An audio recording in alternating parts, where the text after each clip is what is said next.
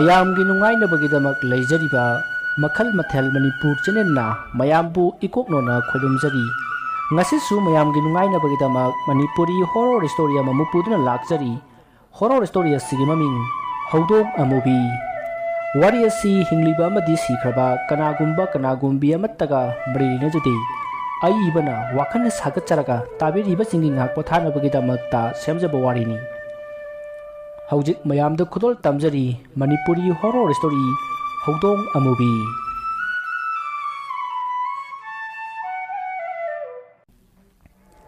ꯂꯩꯀꯥꯏ ꯑꯗꯨꯗ ꯂꯩꯔꯤꯕ ꯑꯍꯜ ꯂꯃꯟ ꯃꯌꯥꯝꯗꯨ ꯆꯧꯕꯜ ꯈꯣꯏꯒꯤ ꯁꯨꯃꯥꯡꯗ ꯄꯨꯂꯞ ꯐꯝꯗꯨꯅ ꯋꯥ ꯇꯥꯅꯩ ꯂꯩꯀꯥꯏ ꯑꯗꯨꯒꯤ ꯃꯦꯝꯕꯔ ꯕꯤꯖꯣꯏꯅ ꯑꯃꯥꯏꯕ ꯃꯈꯣꯟꯗ ꯑꯣꯖꯥ ꯊꯣꯛꯂꯤꯕ ꯊꯧꯗꯣꯛꯁꯤ ꯑꯣꯖꯥꯅꯁꯨ ꯂꯩꯇꯥꯏꯅꯕ ꯉꯝꯗ꯭ꯔꯕꯅꯤꯅ ꯀꯔꯤ ꯀꯝꯗꯧꯁꯤꯒꯦ ꯍꯥꯏꯕꯗꯨ ꯑꯩꯈꯣꯏ ꯍꯧꯖꯤꯛ ꯑꯇꯣꯞꯄ ꯑꯃ ꯈꯟꯅꯕꯅ ꯆꯨꯝꯒꯅꯤ ꯃꯥꯅꯤ ꯏꯕꯨꯡꯉꯣ ꯃꯦꯝꯕꯔ ꯍꯟꯗꯛꯀꯤ ꯊꯣꯛꯂꯤꯕ ꯊꯧꯗꯣꯛ ꯑꯁꯤ ꯃꯃꯥꯡꯗ ꯑꯃꯨꯛꯇ ꯑꯩꯅ ꯊꯦꯡꯅꯗ꯭ꯔꯤꯕ ꯑꯣꯏꯕꯁꯤꯗ ꯑꯩ ꯃꯁꯤꯒꯤ ꯃꯔꯝꯗ ꯑꯩ ꯀꯌꯥ ꯈꯪꯗ꯭ꯔꯦ ꯑꯗꯨꯅ ꯑꯇꯣꯞꯄ ꯑꯈꯪ ꯑꯍꯩ ꯈꯔ ꯑꯃꯨꯛ ꯇꯥꯟꯅꯔꯁꯤꯅꯦ ꯇꯥꯟꯖꯥ ꯑꯗꯨꯗ ꯂꯩꯀꯥꯏ ꯑꯗꯨꯒꯤ ꯑꯍꯟ ꯑꯃꯅ ꯑꯗꯨꯗꯤ ꯑꯃꯥꯏꯕ ꯀꯅꯥꯕꯨ ꯀꯧꯁꯤꯒꯦ ꯍꯥꯏꯕꯗꯨ ꯑꯣꯖꯥꯅ ꯈꯔ ꯇꯥꯛꯄꯤꯔꯣꯅꯦ ꯑꯩꯈꯣꯏꯗꯤ ꯃꯗꯨꯒꯤ ꯃꯔꯝꯗ ꯈꯪꯗ꯭ꯔꯦ ꯍꯥꯏꯖꯔꯤꯕ ꯇꯥꯗꯥ ꯕꯤꯁꯦꯝꯄꯨꯔꯗ ꯑꯃꯥꯏꯕ ꯑꯃꯗꯤ ꯂꯩ ꯃꯍꯥꯛꯁꯤ ꯃꯩꯇꯩ ꯃꯥꯏꯕꯗꯤ ꯅꯠꯇꯦ ꯍꯔꯤꯌꯥꯅꯥꯗ ꯄꯟꯗꯤꯠ ꯑꯣꯏꯅ ꯂꯩꯔꯝꯕꯅꯤ ꯍꯧꯖꯤꯛꯅ ꯃꯍꯥꯛ ꯕꯤꯁꯦꯝꯄꯨꯔꯗ ꯂꯩꯔꯦ ꯑꯗꯣ ꯑꯣꯖꯥꯕꯨ ꯅꯨꯄꯥ ꯑꯗꯨꯒꯤ ꯍꯥꯏꯕꯗꯤ ꯑꯃꯥꯏꯕ ꯑꯗꯨꯒꯤ ꯃꯌꯨꯝꯕꯨ ꯈꯪꯕꯤꯕ꯭ꯔꯣ ꯍꯣꯏ ꯈꯪꯉꯤ ꯑꯩꯒ ꯄꯨꯟꯅ ꯆꯠꯁꯤ ꯑꯁꯨꯝꯅ ꯂꯩꯀꯥꯏ ꯃꯤꯌꯥꯝ ꯑꯗꯨ ꯕꯤꯁꯦꯝꯄꯨꯔꯗ ꯑꯃꯥꯏꯕ ꯀꯧꯕ ꯆꯠꯁꯤ ꯍꯥꯏꯅꯗꯨꯅ ꯂꯩꯔꯤꯉꯩ ꯅꯨꯄꯥ ꯃꯆꯥ ꯑꯅꯤ ꯑꯍꯨꯝ ꯄ꯭ꯔꯞ ꯆꯦꯜꯂꯛꯑꯒ ꯃꯌꯥꯝꯗ ꯂꯩꯀꯥꯏꯒꯤ ꯄꯨꯈ꯭ꯔꯤꯗ ꯑꯁꯤꯕ ꯑꯃ ꯇꯥꯎꯈꯠꯍꯧꯔꯦ ꯍꯥꯏꯅ ꯄꯥꯎ ꯇꯝꯂꯛꯈꯤ ꯄꯥꯎꯗꯨ ꯇꯥꯕꯗ ꯃꯌꯥꯝꯅ ꯀꯩꯅꯣꯅꯦ ꯍꯥꯏꯔꯤꯁꯤꯕꯣ ꯑꯌꯨꯛꯁꯤꯗꯁꯨ ꯃꯤ ꯂꯧꯕ ꯍꯧꯔꯕ꯭ꯔꯅꯦ ꯇꯧꯔꯤꯁꯤꯕꯨ ꯀꯔꯤꯅꯣꯅꯦ ꯅꯨꯃꯤꯗꯥꯡꯗꯒꯤ ꯍꯦꯟꯗꯣꯛꯇꯅ ꯑꯌꯨꯛ ꯅꯨꯡꯊꯤꯜ ꯐꯥꯎꯕ ꯑꯁꯨꯝꯅ ꯇꯧꯔꯛꯂꯕꯗꯤ ꯂꯩꯀꯥꯏꯁꯤꯗ ꯂꯩꯕ ꯉꯝꯂꯣꯏꯗꯧꯔꯤ ꯑꯁꯨꯝꯅ ꯃꯌꯥꯝꯗꯨ ꯏꯌꯥ ꯂꯥꯡꯉꯗꯨꯅ ꯄꯨꯈ꯭ꯔꯤꯂꯣꯝꯗ ꯄ꯭ꯔꯞ ꯆꯦꯟꯅꯈꯤ ꯊꯧꯗꯣꯛ ꯑꯁꯤ ꯀꯔꯤꯅꯣ ꯀꯔꯤꯗꯒꯤ ꯑꯣꯏꯔꯛꯈꯤꯕꯅꯣ ꯀꯅꯥꯅ ꯇꯧꯍꯜꯂꯤꯕꯅꯣ ꯍꯥꯏꯕꯗꯨ ꯃꯈꯥ ꯇꯥꯕ ꯋꯥꯔꯤꯁꯤꯗꯒꯤ ꯈꯪꯃꯤꯟꯅꯔꯁꯤ ꯅꯨꯃꯤꯠꯇꯨ ꯅꯨꯃꯤꯗꯥꯡ ꯋꯥꯏꯔꯝꯅꯤ ꯃꯤ ꯄꯨꯝꯅꯃꯛ ꯂꯩꯀꯥꯏꯒꯤ ꯏꯁꯩ ꯂꯩ ꯍꯥꯏꯗꯨꯅ ꯃꯔꯥꯡ ꯂꯥꯡꯂꯤ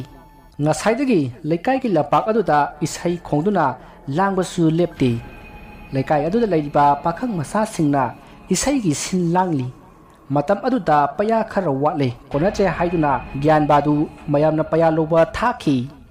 ꯃꯁꯤꯗꯒꯤ ꯒ꯭ꯌꯥꯟꯕꯥꯁꯨ ꯍꯣꯏ ꯍꯥꯏꯗꯨꯅ ꯃꯍꯥꯛ ꯃꯈꯣꯏꯅ ꯄꯩꯌꯥ ꯍꯦꯛ ꯂꯧꯕ ꯑꯍꯜ ꯑꯃꯒꯤ ꯌꯨꯝꯗ ꯌꯦꯅꯈꯥ ꯂꯨꯈꯥ ꯐꯥꯎꯗꯨꯅ ꯄ꯭ꯔꯞ ꯂꯥꯛꯏ ꯃꯍꯥꯛꯅ ꯑꯁꯨꯝ ꯂꯥꯛꯄꯗ ꯎꯔꯤꯔꯩ ꯍꯣꯏꯒꯤ ꯌꯨꯝꯒꯤ ꯌꯦꯅꯈꯥꯔꯣꯝꯗ ꯄ꯭ꯔꯞ ꯂꯥꯛꯏ ꯑꯁꯨꯝꯅ ꯒ꯭ꯌꯥꯟꯕꯥꯅ ꯌꯦꯅꯈꯥꯔꯣꯝꯗ ꯒꯝ ꯂꯥꯛꯄꯗ ꯎꯔꯤꯔꯩ ꯍꯣꯏꯒꯤ ꯌꯨꯝꯒꯤ ꯃꯅꯤꯡꯂꯣꯝꯗꯒꯤ ꯅꯨꯄꯥ ꯑꯃ ꯄ꯭ꯔꯞ ꯊꯣꯛꯂꯛꯑꯒ ꯃꯅꯤꯡꯒꯤ ꯊꯣꯡꯒꯥꯜꯂꯣꯝꯗ ꯄ꯭ꯔꯞ ꯆꯠꯈ꯭ꯔꯦ ꯃꯗꯨ ꯎꯕꯗ ꯒ꯭ꯌꯥꯟꯕꯥꯅ ꯈꯜꯂꯤ ꯀꯩꯅꯣꯅꯦ ꯏꯇꯩꯃ ꯎꯔꯤꯔꯩꯁꯤꯕꯨ ꯀꯩꯗꯧꯔꯤꯖꯥꯠꯅꯣꯅꯦ ꯅꯨꯡꯗꯥꯡ ꯋꯥꯏꯔꯝꯁꯤꯗ ꯅꯨꯄꯥ ꯑꯃ ꯃꯅꯤꯡꯊꯣꯡ ꯐꯥꯎꯔꯒ ꯆꯦꯟꯈ꯭ꯔꯤꯁꯤꯕꯨ ꯃꯁꯤꯕꯨ ꯅꯠꯇꯕ ꯊꯕꯛ ꯀꯌꯥꯝ ꯇꯧꯔꯖꯥꯠꯂꯅꯦ ꯑꯩꯈꯣꯏ ꯂꯩꯀꯥꯏ ꯃꯌꯥꯝꯅ ꯃꯄꯨꯔꯣꯏꯕ ꯂꯩꯈꯤꯗ꯭ꯔꯦꯅ ꯂꯨꯅ ꯆꯥꯟꯅ ꯇꯧꯕꯁꯤꯗ ꯂꯝꯒ ꯍꯦꯜꯂꯛꯑꯗꯤꯅꯦ ꯃꯔꯨ ꯀꯣꯛꯂꯒ ꯂꯝꯕꯤꯗ ꯈꯣꯡꯒꯣꯏꯅꯒꯗꯕꯅꯤ ꯑꯁꯨꯝꯅ ꯒ꯭ꯌꯥꯟꯕꯥꯗꯨ ꯉꯥꯡꯗꯨꯅ ꯄꯩꯌꯥ ꯂꯧꯕ ꯆꯠꯈꯤ ꯅꯥꯀꯟ ꯑꯃꯗꯅ ꯎꯔꯤꯔꯩꯗꯨ ꯅꯨꯃꯤꯗꯥꯡ ꯋꯥꯏꯔꯝꯒꯤ ꯐꯤ ꯂꯧꯁꯤꯜꯂꯨꯔꯒ ꯏꯃꯨꯡꯗ ꯆꯪꯂꯛꯄꯗ ꯏꯃꯨꯡꯗꯣ ꯏꯆꯥꯏ ꯆꯥꯏꯔꯒ ꯂꯩꯔꯝꯃꯤ ꯃꯁꯤꯗꯒꯤ ꯃꯍꯥꯛꯅ ꯀꯔꯤꯅꯣꯅꯦ ꯏꯃꯨꯡꯁꯤꯕꯨ ꯏꯆꯥꯏ ꯆꯥꯏꯔꯤꯁꯤꯕꯣ ꯑꯁꯨꯝꯅ ꯈꯜꯂꯒ ꯆꯥꯏꯔꯤꯕꯁꯤꯡꯗꯨ ꯂꯣꯏꯁꯤꯜꯂꯤ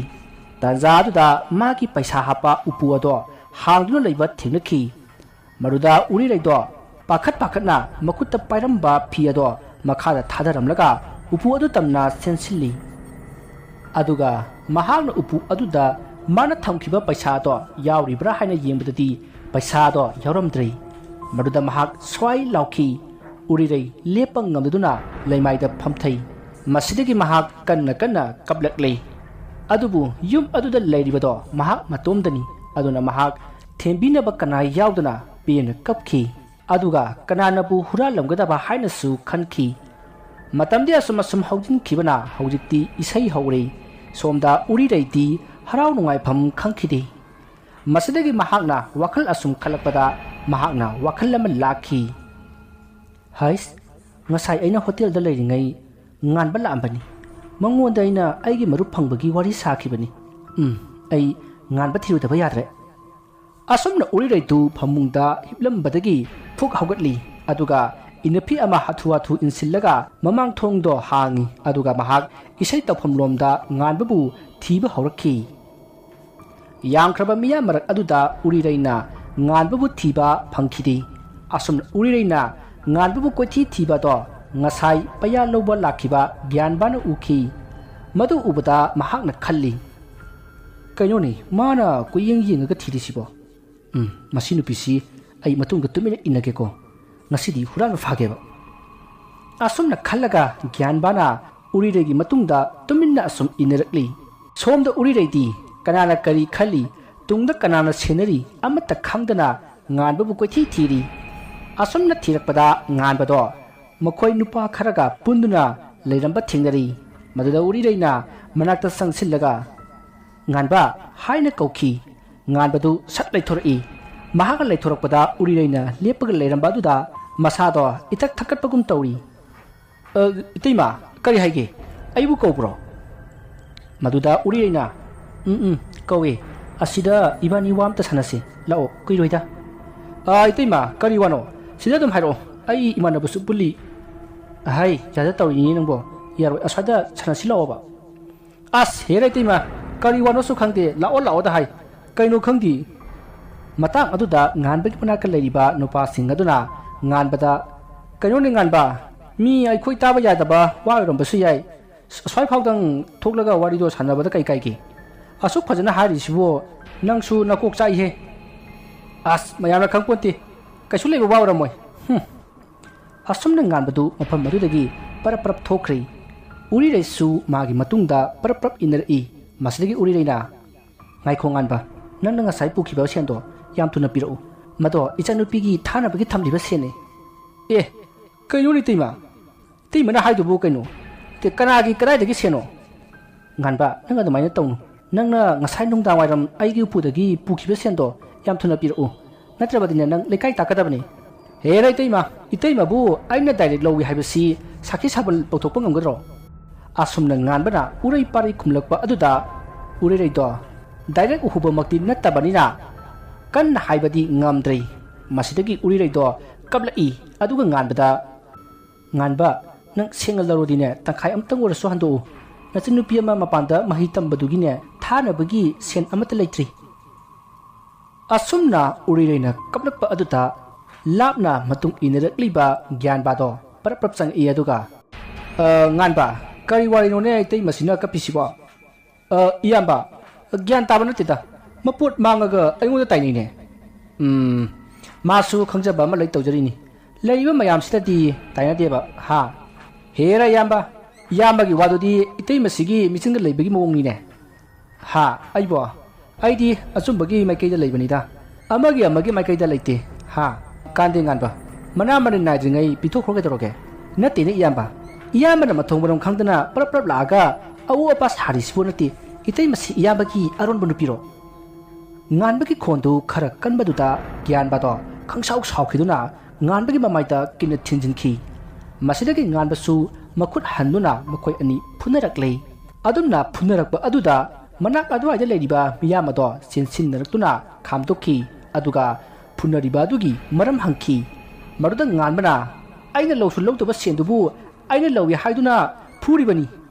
ꯑꯁꯨꯝꯅ ꯃꯌꯥꯝꯗ ꯍꯥꯏꯖꯤꯟꯈꯤ ꯃꯗꯨꯗ ꯃꯌꯥꯝꯅ ꯎꯔꯤꯔꯩꯗ ꯑꯣꯟꯁꯤꯟꯗꯨꯅ ꯉꯥꯟꯕꯅ ꯁꯦꯟ ꯑꯗꯨ ꯍꯨꯏ ꯍꯥꯏꯕꯁꯤ ꯅꯪ ꯎꯍꯧꯕ꯭ꯔꯥ ꯍꯥꯏꯅ ꯍꯪꯈꯤ ꯈꯨꯝꯐꯝ ꯈꯪꯗ꯭ꯔꯕ ꯎꯔꯤꯔꯩꯅ ꯎꯕꯗꯤ ꯎꯍꯧꯗꯦ ꯑꯗꯨꯕꯨ ꯃꯥꯅ ꯂꯧꯔꯝꯒꯗꯕ ꯃꯥꯜꯂꯤ ꯍꯥꯏꯅ ꯈꯨꯝꯈꯤ ꯋꯥꯐꯝ ꯑꯗꯨꯗ ꯃꯌꯥꯝꯅ ꯍꯦꯔꯥ ꯃꯥꯜꯂꯤ ꯍꯥꯏꯗꯨꯅ ꯃꯤ ꯍꯦꯛꯇ ꯐꯨꯕꯗꯤ ꯐꯠꯇꯦꯗ ꯃꯁꯤꯗꯅꯤꯅꯦ ꯀ꯭ꯔꯥꯏꯝ ꯍꯥꯏꯁꯦ ꯅꯨꯄꯤꯅ ꯑꯌꯥꯝꯕ ꯊꯣꯛꯍꯟꯕꯅꯤ ꯍꯥꯏꯁꯦ ꯅꯪꯅ ꯃꯔꯝ ꯑꯣꯏꯔꯒ ꯅꯨꯄꯥ ꯃꯆꯥ ꯑꯅꯤꯁꯦ ꯐꯨꯅꯍꯜꯂꯦꯗꯅ ꯃꯊꯪꯗꯤꯅꯦ ꯂꯩꯀꯥꯏ ꯃꯤꯌꯥꯝꯁꯦ ꯑꯃꯨꯛ ꯍꯥꯠꯇꯣꯛꯅꯍꯜꯂꯛꯀꯅꯤꯀꯣ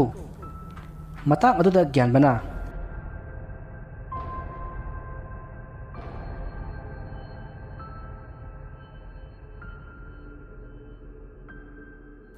ꯃꯌꯥꯝꯅ ꯂꯥꯟꯅ ꯂꯧꯕꯤꯔꯦ ꯑꯩꯅ ꯒ꯭ꯌꯥꯟꯕꯥꯗ ꯐꯨꯕꯗꯤ ꯃꯆꯤꯟ ꯌꯥꯎꯕꯒꯤꯅꯤ ꯆꯤꯟꯗꯣꯟ ꯂꯩꯇꯣꯟ ꯐꯕ ꯍꯨꯔꯥꯜꯂꯕꯅꯤꯅ ꯁꯥꯎꯖꯤꯟꯅꯔꯒ ꯐꯨꯅꯔꯒ ꯂꯣꯏꯁꯤꯟꯕ ꯌꯥꯅꯅꯕ ꯍꯣꯠꯅꯔꯛꯄꯒꯤꯅꯤ ꯍꯣꯏ ꯍꯨꯔꯥꯟꯕ ꯅꯪꯅ ꯁꯦꯟꯗꯣ ꯍꯨꯔꯥꯟꯕ ꯎꯍꯧꯗ꯭ꯔꯕꯅꯤꯅ ꯅꯪꯒꯤ ꯑꯣꯏꯔꯅꯤ ꯃꯗꯨꯒꯤ ꯁꯦꯟꯗꯨꯅ ꯅꯪ ꯀꯌꯥꯝ ꯆꯥꯎꯈꯠꯄ ꯉꯝꯒꯦꯗꯣ ꯌꯦꯡꯒꯦꯕ ꯃꯤ ꯃꯆꯥ ꯑꯁꯨꯝꯅ ꯍꯥꯏꯔꯝꯂꯒ ꯒ꯭ꯌꯥꯟꯕꯥꯗꯤ ꯁꯥꯎꯅ ꯆꯠꯈ꯭ꯔꯦ ꯃꯗꯨꯗ ꯃꯌꯥꯝꯅ ꯎꯔꯤꯔꯩꯗ ꯎꯗꯤ ꯎꯍꯧꯗꯅ ꯃꯤ ꯈꯠꯅꯅꯕ ꯁꯤꯟꯒꯅꯨ ꯍꯥꯏꯅ ꯆꯩꯔꯝꯂꯒ ꯆꯠꯅꯈ꯭ꯔꯦ ꯎꯔꯤꯔꯩ ꯀꯞꯅ ꯀꯞꯅ ꯑꯗꯨꯝ ꯂꯩꯔꯤ ꯃꯇꯝ ꯑꯗꯨꯗ ꯉꯥꯟꯕꯅ ꯌꯥꯝꯅ ꯎꯁꯤꯠꯇꯅ ꯏꯇꯩꯃ ꯅꯪꯒꯤ ꯁꯦꯟꯗꯨꯅ ꯍꯌꯦꯡꯗꯤ ꯒꯥꯔꯤ ꯆꯦꯠ ꯆꯦꯠ ꯂꯥꯎꯕ ꯑꯃ ꯂꯩꯊꯔꯒ ꯊꯧꯗꯕ ꯇꯥꯔꯦꯅꯦ ꯍꯥ ꯏꯇꯩꯃ ꯅꯪ ꯌꯥꯝ ꯐꯩꯀꯣ ꯑꯗꯨꯒ ꯍꯨꯔꯥꯟꯕ ꯐꯥꯕꯗꯤ ꯍꯩꯇꯦꯀꯣ ꯑꯁꯨꯝꯅ ꯅꯣꯀ꯭ꯔꯦꯝ ꯍꯥꯏꯒꯦꯝꯅꯔꯝꯂꯒ ꯉꯥꯟꯕꯗꯣ ꯆꯠꯈ꯭ꯔꯦ ꯎꯔꯤꯔꯩ ꯍꯣꯏꯁꯨ ꯍꯥꯏꯗꯦ ꯃꯥꯏꯁꯨ ꯍꯥꯏꯗꯦ ꯀꯞꯇꯨꯅ ꯑꯁꯨꯝ ꯂꯦꯞꯂꯝꯕꯗꯒꯤ ꯃꯍꯥꯛꯁꯨ ꯃꯌꯨꯝꯗ ꯆꯪꯈꯤ ꯅꯨꯃꯤꯠ ꯑꯗꯨꯗꯒꯤ ꯎꯔꯤꯔꯩ ꯂꯩꯀꯥꯏ ꯑꯗꯨꯗ ꯂꯩꯔꯤꯕ ꯃꯤꯁꯤꯡ ꯑꯗꯣ ꯌꯥꯝꯅ ꯋꯥꯔꯧꯈꯤ ꯃꯁꯤꯒꯤ ꯃꯇꯨꯡ ꯃꯇꯝꯗꯣ ꯍꯧꯈ꯭ꯔꯦ ꯃꯊꯪꯒꯤ ꯅꯣꯡꯉꯥꯟꯕꯗ ꯎꯔꯤꯔꯩ ꯃꯍꯧꯁꯥꯒꯤ ꯃꯍꯧꯁꯥ ꯍꯣꯇꯦꯜ ꯐꯝꯅꯕꯒꯤꯗꯃꯛ ꯊꯣꯔꯛꯂꯤ ꯃꯇꯝꯗꯨ ꯑꯌꯨꯛꯀꯤ ꯄꯨꯡ 8 ꯍꯦꯜꯂꯤ ꯅꯨꯡꯇꯤꯒꯤ ꯑꯣꯏꯅ ꯎꯔꯤꯔꯩꯒꯤ ꯍꯣꯇꯦꯜꯗ ꯆꯥ ꯊꯛꯄ ꯂꯥꯛꯄ ꯕꯤꯗꯨ ꯉꯁꯤꯁꯨ ꯃꯍꯧꯁꯥꯒꯨꯝ ꯆꯥ ꯊꯛꯄ ꯂꯥꯛꯂꯤ ꯃꯁꯤꯒꯤ ꯃꯇꯨꯡ ꯕꯤꯗꯨꯅ ꯎꯔꯤꯔꯩꯗ ꯆꯥ ꯑꯃ ꯄꯤꯅꯅꯕ ꯍꯥꯏꯔꯝꯂꯒ ꯃꯍꯥꯛ ꯄꯤꯛꯂꯕ ꯍꯣꯇꯦꯜ ꯑꯗꯨꯒꯤ ꯊꯥꯔꯤꯕ ꯐꯟꯁꯥꯡ ꯃꯆꯥ ꯑꯗꯨꯗ ꯐꯝꯊꯔꯤ ꯎꯔꯤꯔꯩ ꯀꯔꯤꯅꯣ ꯅꯪ ꯃꯥꯃꯅ ꯂꯥꯟꯅ ꯎꯕꯅꯔꯥ ꯉꯁꯤꯗꯤ ꯏꯃꯧꯁꯤ ꯋꯥꯈꯜ ꯏꯅꯨꯡ ꯅꯨꯡꯉꯥꯏꯇꯅ ꯎꯏꯗ ꯀꯔꯤ ꯇꯧꯕ ꯌꯥꯎꯔꯒꯦꯅꯦ ꯕꯤꯗꯨꯒꯤ ꯋꯥꯍꯪ ꯑꯗꯨꯗ ꯎꯔꯤꯔꯩꯅ ꯆꯥ ꯍꯩꯅ ꯃꯥꯃ ꯉꯔꯥꯡ ꯑꯩꯒꯤ ꯐꯪꯕ ꯃꯔꯨꯞꯀꯤ ꯁꯦꯟꯗꯣ ꯃꯤꯅ ꯍꯨꯔꯥꯟꯕꯤꯈ꯭ꯔꯦ ꯑꯗꯨꯒꯤ ꯁꯦꯟꯗꯨꯅ ꯏꯆꯟꯅꯨꯄꯤꯒꯤ ꯃꯍꯩ ꯇꯝꯕꯒꯤ ꯁꯦꯟ ꯊꯥꯒꯦ ꯇꯧꯕꯅꯤ ꯍꯧꯖꯤꯛ ꯑꯃꯨꯛ ꯃꯊꯥ ꯁꯥꯔꯦ ꯇꯧꯔꯤꯁꯦ ꯍꯩꯃꯥ ꯃꯤꯁꯤꯡꯁꯤ ꯑꯣꯟꯊꯣꯛꯅ ꯐꯠꯅꯈꯤꯗ꯭ꯔꯦꯗ ꯍꯥꯏ ꯅꯪꯒꯤ ꯃꯔꯨꯞꯀꯤ ꯁꯦꯟꯗꯨꯗꯤ ꯃꯤꯒꯤ ꯁꯦꯔꯦꯜꯗꯒꯤ ꯅꯪꯅ ꯍꯥꯟꯅ ꯐꯪꯒꯦ ꯍꯥꯏꯗꯅ ꯉꯥꯡꯅꯕ ꯌꯥꯕ ꯉꯥꯡꯅꯔꯒ ꯂꯧꯔꯛꯏ ꯍꯥꯏꯗꯨꯔꯅꯦ ꯍꯣꯏ ꯃꯥꯅꯤ ꯃꯥꯃ ꯍꯧꯖꯤꯛꯄꯨ ꯑꯩ ꯀꯩꯗꯧꯗꯣꯏꯅꯣ ꯈꯪꯗ꯭ꯔꯦ ꯑꯗꯣ ꯅꯪꯅ ꯆꯤꯡꯅꯕ ꯃꯤ ꯀꯥꯗꯤ ꯂꯩꯕ꯭ꯔꯣ ꯃꯥꯃ ꯂꯩꯌꯦ ꯃꯍꯥꯛ ꯃꯁꯥꯅ ꯐꯥꯎꯕꯗꯅꯦ ꯑꯩꯉꯣꯟꯗ ꯀꯔꯦꯝꯅꯔꯝꯂꯤꯕꯅꯤ ꯑꯩꯕꯨ ꯀꯅꯥ ꯂꯩꯇꯦ ꯍꯥꯏꯗꯅ ꯎꯁꯤꯠꯇ꯭ꯔꯤꯕꯅꯤ ꯃꯥꯅ ꯐꯩ ꯀꯩꯁꯨ ꯈꯜꯂꯨꯅꯨ ꯏꯃꯧꯁꯤꯗꯤ ꯅꯪ ꯃꯥꯃ ꯋꯥ ꯍꯥꯏꯒꯦ ꯁꯦ ꯑꯩꯈꯣꯏ ꯂꯩꯀꯥꯏꯒꯤ ꯕꯥꯃꯣꯜ ꯃꯥꯝꯇꯣꯞ ꯂꯩꯕꯗꯣ ꯅꯪꯁꯨ ꯈꯪꯉꯤꯗꯅ ꯍꯣꯏ ꯈꯪꯉꯤ ꯃꯥꯃ ꯑꯗꯨꯒꯤ ꯈꯔ ꯆꯠꯂꯒ ꯑꯃꯥꯏꯕꯤ ꯑꯃꯨꯔꯩ ꯍꯥꯏꯗꯅ ꯑꯃ ꯂꯩꯕꯅꯤ ꯃꯉꯣꯟꯗ ꯑꯃꯨꯛꯇ ꯇꯥꯅꯧ ꯍꯨꯔꯥꯟꯕ ꯃꯁꯥꯗꯨꯅꯅꯦ ꯃꯇꯣꯝꯇ ꯂꯥꯛꯆꯔꯒꯅꯦ ꯃꯇꯨꯡ ꯇꯧꯔꯔꯣꯏ ꯍꯥꯏꯗꯅ ꯈꯣꯏꯔꯝꯍꯟꯕ ꯉꯝꯃꯤ ꯍꯥꯏꯕꯅꯤ ꯃꯥꯃ ꯑꯗꯨꯕꯨ ꯀꯥꯟꯅꯒꯗ꯭ꯔꯅꯦ ꯍꯩꯃꯥ ꯀꯔꯤꯒꯤ ꯀꯥꯟꯅꯗꯅꯤ ꯃꯥꯅ ꯑꯗꯨꯝꯅ ꯂꯥꯛꯂꯒ ꯅꯪꯒꯤ ꯁꯦꯟꯗꯣ ꯄꯤꯔꯛꯑꯗꯤ ꯅꯪ ꯐꯠꯂꯣꯏꯗ꯭ꯔꯣ ꯍꯣꯏ ꯃꯥꯃ ꯑꯩ ꯌꯦꯡꯉꯒꯦ ꯍꯣꯏ ꯍꯣꯔꯦꯟ ꯅꯨꯡꯗꯥꯡ ꯋꯥꯏꯔꯝꯗꯣ ꯉꯥꯏꯍꯥꯛ ꯆꯠꯂꯨꯔꯣ ꯑꯗ ꯃꯥꯅ ꯌꯥꯗ꯭ꯔꯒꯅꯅꯦ ꯅꯪ ꯃꯥꯃꯒꯤꯗ ꯉꯥꯏꯍꯥꯛ ꯂꯥꯛꯎ ꯁꯦꯟꯗꯣ ꯅꯪ ꯃꯥꯃ ꯄꯤꯒꯦ ꯁꯦꯟꯗꯣꯏꯒꯤ ꯀꯔꯤꯒꯤꯗꯤ ꯅꯠꯇꯦꯀꯣ ꯍꯣꯏ ꯃꯥꯃ ꯑꯩ ꯃꯥꯃꯒꯤꯗꯁꯨ ꯆꯪꯂꯛꯀꯦ ꯐꯔꯦ ꯑꯩ ꯆꯥꯗꯣ ꯄꯨꯊꯣꯔꯛꯑꯣꯅꯦ ꯑꯁꯨꯝꯅ ꯉꯁꯥꯏ ꯃꯈꯩ ꯅꯨꯡꯁꯨꯠ ꯅꯨꯡꯖꯥꯅꯔꯝꯕ ꯎꯔꯤꯔꯩꯗꯨ ꯕꯤꯗꯨ ꯂꯥꯛꯂꯒ ꯑꯃꯥꯏꯕꯤ ꯑꯃꯨꯔꯩꯒꯤ ꯋꯥ ꯍꯧꯗꯣꯛꯂꯝꯕꯗꯒꯤ ꯋꯥꯈꯜ ꯈꯔ ꯉꯥꯟꯊꯣꯛꯄꯒꯨꯝ ꯇꯧꯏ ꯃꯁꯤꯒꯤ ꯃꯇꯨꯡ ꯅꯨꯃꯤꯠ ꯑꯗꯨꯒꯤ ꯅꯨꯡꯊꯤꯟꯗ ꯎꯔꯤꯔꯩ ꯑꯃꯥꯏꯕꯤ ꯑꯃꯨꯔꯩ ꯍꯣꯏꯗ ꯆꯠꯈꯤ ꯃꯁꯤꯗꯒꯤ ꯎꯔꯤꯔꯩꯅ ꯑꯃꯥꯏꯕꯤ ꯑꯗꯨꯗ ꯃꯥꯒꯤ ꯁꯦꯟ ꯃꯥꯡꯕꯒꯤ ꯋꯥꯐꯝ ꯄꯨꯝꯅꯃꯛ ꯇꯝꯈꯤ ꯃꯁꯤꯗꯒꯤ ꯃꯥꯏꯕꯤ ꯑꯗꯨꯅ ꯐꯔꯦ ꯑꯗꯨꯗꯤ ꯑꯩ ꯑꯃꯨꯛꯇꯪ ꯌꯦꯡꯈꯤꯒꯦ ꯍꯥꯏꯔꯝꯂꯒ ꯃꯃꯤꯠ ꯆꯦꯠꯅ ꯎꯏꯁꯤꯟꯗꯨꯅ ꯃꯥꯡꯈ꯭ꯔꯤꯕ ꯁꯦꯟ ꯑꯗꯨꯒꯤ ꯃꯔꯝꯗ ꯌꯦꯡꯂꯛꯏ ꯃꯗꯨꯗ ꯑꯃꯥꯏꯕꯤ ꯑꯗꯨꯅ ꯎꯔꯤꯔꯩꯗ ꯏꯕꯦꯝꯃ ꯅꯪꯅ ꯈꯜꯂꯤꯕꯗꯣ ꯆꯨꯝꯃꯤꯅꯦꯍꯦ ꯅꯨꯄꯥ ꯃꯆꯥ ꯑꯗꯨꯅ ꯍꯨꯕꯅꯤ ꯑꯗꯣ ꯍꯧꯖꯤꯛ ꯀꯩꯗꯧꯁꯤ ꯍꯥꯏꯕ ꯅꯪꯅ ꯄꯥꯝꯂꯤꯕꯗꯣ ꯑꯩꯉꯣꯟꯗ ꯍꯥꯏꯌꯨ ꯏꯃꯥ ꯃꯤꯗꯨꯒꯤ ꯃꯃꯤꯡꯗꯨ ꯀꯔꯤ ꯀꯧꯒꯦ ꯑꯩꯅ ꯈꯜꯂꯤꯁꯤꯒ ꯆꯨꯝꯃꯕ꯭ꯔꯣ ꯅꯪꯅ ꯈꯜꯂꯤꯕ ꯆꯤꯡꯅꯔꯤꯕꯗꯣ ꯆꯨꯝꯃꯤ ꯃꯃꯤꯡꯗꯤ ꯑꯩꯁꯨ ꯍꯥꯏꯕ ꯉꯝꯗ꯭ꯔꯦ ꯏꯕꯦꯝꯃ ꯑꯗꯨ ꯐꯔꯦ ꯏꯃꯥ ꯑꯩꯒꯤ ꯁꯦꯟꯗꯣ ꯃꯍꯥꯛ ꯃꯁꯥꯅ ꯑꯩꯒꯤ ꯌꯨꯝꯗ ꯊꯤꯜꯍꯟꯕꯤꯔꯛꯑꯣ ꯐꯔꯦ ꯑꯩ ꯁꯣꯏꯗꯅ ꯇꯧꯔꯒꯦ ꯍꯌꯦꯡꯅꯦ ꯅꯣꯡ ꯍꯦꯛ ꯉꯥꯟꯕꯒꯅꯦ ꯅꯪꯒꯤ ꯌꯨꯝꯗ ꯁꯦꯟꯗꯣ ꯍꯨꯔꯥꯟꯕ ꯃꯁꯥꯅꯅꯦ ꯁꯣꯏꯗꯅ ꯊꯤꯜꯍꯜꯂꯛꯂꯒꯦꯀꯣ ꯐꯔꯦ ꯉꯁꯤꯒꯤꯗꯤ ꯍꯜꯂꯣ ꯍꯣꯏ ꯏꯃꯥ ꯑꯩ ꯑꯃꯨꯛ ꯍꯟꯖꯔꯒꯦ ꯌꯥꯝꯕꯗꯤ ꯅꯠꯇꯦ ꯂꯨꯄꯥ 100ꯁꯦ ꯏꯃꯥꯒꯤ ꯊꯝꯖꯔꯝꯃꯒꯦ ꯌꯥꯔꯦꯗ ꯑꯁꯨꯝꯅ ꯎꯔꯤꯔꯩ ꯑꯃꯥꯏꯕꯤ ꯑꯗꯨꯒ ꯋꯥꯔꯤ ꯁꯥꯟꯅꯔꯕ ꯃꯇꯨꯡ ꯃꯌꯨꯝꯗ ꯍꯜꯂꯛꯈꯤ ꯎꯔꯤꯔꯩꯅ ꯌꯨꯝ ꯍꯜꯂꯛꯄꯗ ꯃꯥꯒꯤ ꯍꯣꯇꯦꯜꯗ ꯆꯥ ꯊꯛꯄ ꯍꯦꯛ ꯂꯥꯛꯄ ꯕꯤꯗꯤꯌꯨ ꯍꯣꯏꯗ ꯆꯪꯗꯨꯅ ꯃꯥꯏꯕꯤ ꯑꯗꯨꯅ ꯍꯥꯏꯔꯛꯄꯁꯤꯡ ꯑꯗꯣ ꯇꯝꯈꯤ ꯃꯁꯤꯒꯤ ꯃꯇꯨꯡ ꯃꯍꯥꯛ ꯌꯨꯝꯗ ꯍꯜꯂꯛꯈꯤ ꯃꯇꯝꯗꯨ ꯍꯧꯈ꯭ꯔꯦ ꯅꯨꯃꯤꯠ ꯑꯗꯨꯒꯤ ꯑꯍꯤꯡꯗ ꯉꯥꯟꯕꯗꯣ ꯃꯥꯒꯤ ꯐꯃꯨꯡꯗ ꯅꯨꯡꯉꯥꯏꯅ ꯇꯨꯝꯂꯤ matam aduda magi nakongda kanagum amana ngarang ngarang wa hairakpagum tawri maduda ngan bado tumlam badagi mikap thorakli maduda mahaki manakongda mi amana murum murum sonbagi khonjal ado adum tari maduna maram oiraga ngan ba koyeng yengi aduga manakongda khoro khoro kholi adubu tariba khonjal adudi adumak lepte masidagi mahakna tariba khonjal du kari hariba no haiduna munna tasilui matam madudadi magi nakongda tariba do sendo pithoko natrabadi nang hayeng ahing soidina sirani asi haiba oiramki aduga tariba khonjal adusu haujikti maran leriba kadugi woirom thangba phaglang adugi asom wangbadagi ni haiba khanglaklei maruda nganbana thongna wadu sat hangdu aga yengi matam aduda thabulgi mangal aduda mayak sengna ure madudi musin muba haudong amana tractor na leiba khoigai khibagi matum matum khiliba leitum mathak aduda nomhok chakhibada uri madu ubada nganba swai lauki asumna mahakna kina haudong aduda yenglubada haudong ado tapna asum mami sami mangkhre uba phangkhidrei masidagi nganbasu thongnau du sat thingjillaga famungda parprap kakhatlaga tumina hipplaga lei asumna kina leiringai tanja aduda magi phone aduda ahingi pung ama tarakpagi alarm khonglai alarm khol aduda hanadagi kiduna leiriba nganbado khangprek khangduna famungdagi phan chongtharai matam aduda nganbagi mapana hai ibungo kaidore tungtung tawradi asumna laurakpata nganbana pabung kaishu tawdeda asumna khumki masigi matung nganbado magi famungda amuk kakatuna hiptharai masidagi kaishu tawraktrei masidagi mahaksu adumak tumthaki mathangi nong hek nganbadu urirei hoigi yumda paraprap lai aduga mahan urirei bu kauki urirei su taraduna mapanda paraprap tholai mahana tholakpada nganbado lepaga leiramba aduda pungak ngai maruda urireina nganba kaidorage ayuksida laisibu kai leirageba urireina hangliba wahang adugi pakhum pidana nganbado magi furit khawtagi senado piramlaga hoi mai hairamdana paraprap chakhrei maduda urireido momon nuklaga lehori amadi mikup aduda khangki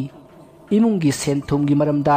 atoppa lamlanbada yariba makai haidok loidabani haibasi mahakna khanki masigi matung mahak iruja maithajaraga phi nana setuna hotel thorai numit adudi mage hotel da lakpa mi singna urirei nangsinga sidi wakhal nungaiba mali nasaksu yamna fajathoi haina ngangnari masigi matung nungtigi lakpa uriregi mama bidu ngasisu uriregi hotel da sa thakpa lakli maduda biduna imok singa sidi wakhal nungaina oida thabaktu mahi yanba mali hoi mama na habibadagi aigi do phangi mama amaiba ngambse ngamba jani ko mama sumi ngamkhraba jani laibu mana leiraga sijinnaba phawba ngamlibani masibu araiba thabak lo hoi mama aidi maibigi mahaisidum kanna pamli khara tuson manson bai khoi gidi sigumba mahise yamna karagani khali mama kananabu kanaruga moda hoi kanaba lawba haiba mina gadi yam kanai ko adubu mase afabada sijinnabagi kanabagi wani phattabada sijinnalaklabati yamna khudong thikraba janida mama mingonda phatrabasu sijinnariba midugidi yamna fai haina khalibani mama sumi adusu sumi ado ibani gi sei lai sanabaromda sum chakkhigedore kadai sado piro nang mama su ngarang di nang na nungsuk nungjana na leibadu kaya de nungai tredo ado ngasi imongna harau leiramba sei nang mama yam nungai re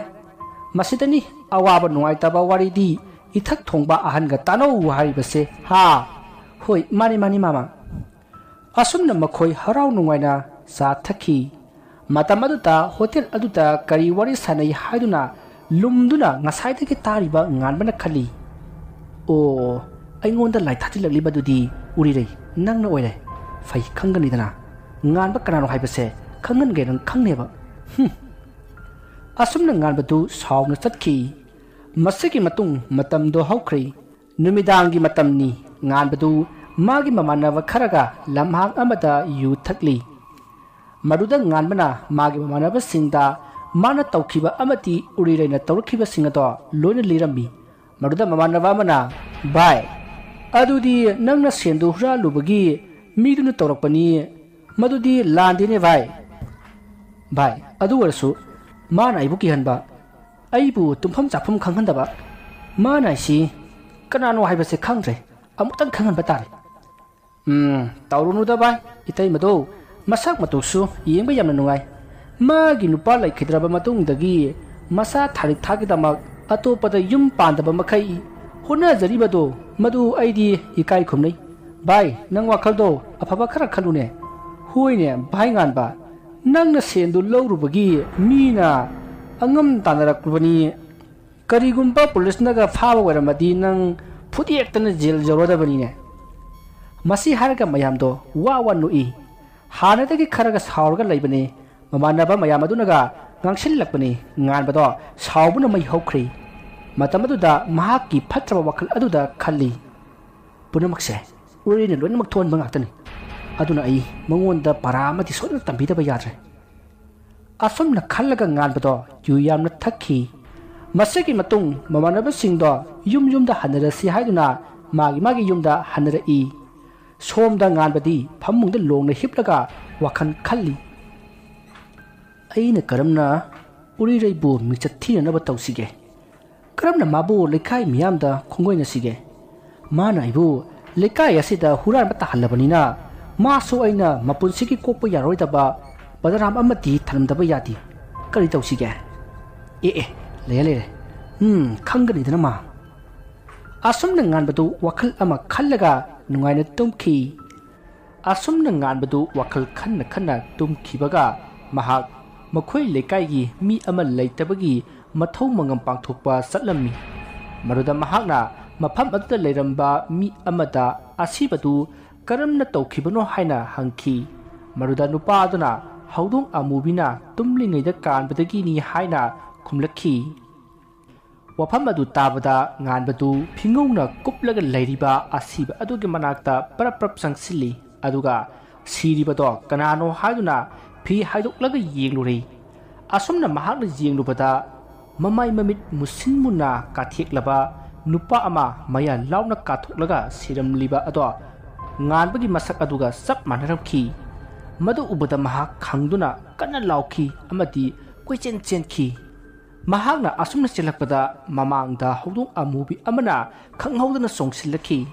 ꯑꯁꯨꯝꯅ ꯇꯧꯔꯛꯄ ꯑꯗꯨꯗ ꯉꯥꯟꯕꯗꯣ ꯃꯤꯀꯞ ꯈꯪꯊꯣꯛ ꯊꯣꯔꯛꯂꯤ ꯃꯍꯥꯛꯅ ꯃꯤꯀꯞ ꯊꯣꯔꯛꯄꯗ ꯃꯁꯥꯗꯣ ꯍꯨꯃꯥꯡꯅ ꯄꯨꯡꯂꯨꯞ ꯂꯨꯞꯂꯝꯂꯤ ꯁꯣꯔ ꯊꯕꯦꯠ ꯍꯣꯜꯂꯒ ꯈꯜꯂꯤ ꯀꯔꯤ ꯃꯪꯅꯣ ꯍꯧꯖꯤꯛꯀꯤꯗꯨꯗꯤ ꯑꯁꯨꯝꯅ ꯈꯜꯂꯒ ꯃꯍꯥꯛ ꯐꯃꯨꯡꯗ ꯐꯝꯂꯝꯕꯗꯒꯤ ꯑꯃꯨꯛ ꯇꯨꯝꯊꯈꯤ ꯑꯁꯨꯝꯅ ꯃꯇꯝꯗꯣ ꯍꯧꯈ꯭ꯔꯦ ꯃꯊꯪꯒꯤ ꯅꯣꯡ ꯉꯥꯜꯂꯤ ꯉꯥꯟꯕꯗꯨ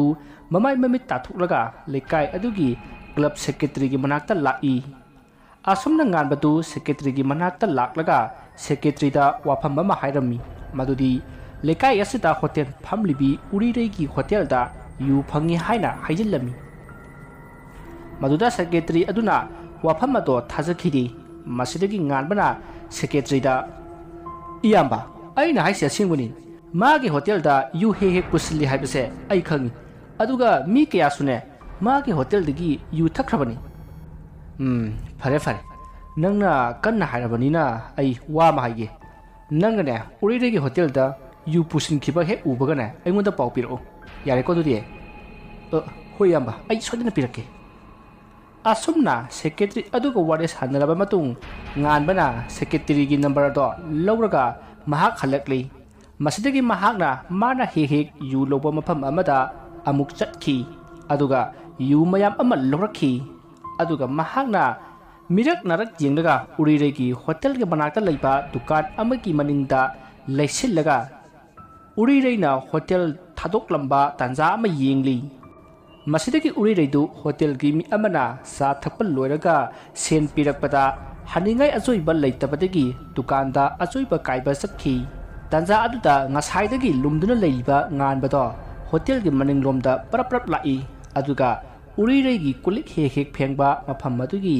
mataida leiba ising hapliba achoba bright adugi manakta nganbana porakpa yamlaba yusing ado thamlamki madugi matung mahak prap sakhri mahakna hotel maninglomdagi sakhibado dukandagi halakliba urireina uhokhi maduda urireina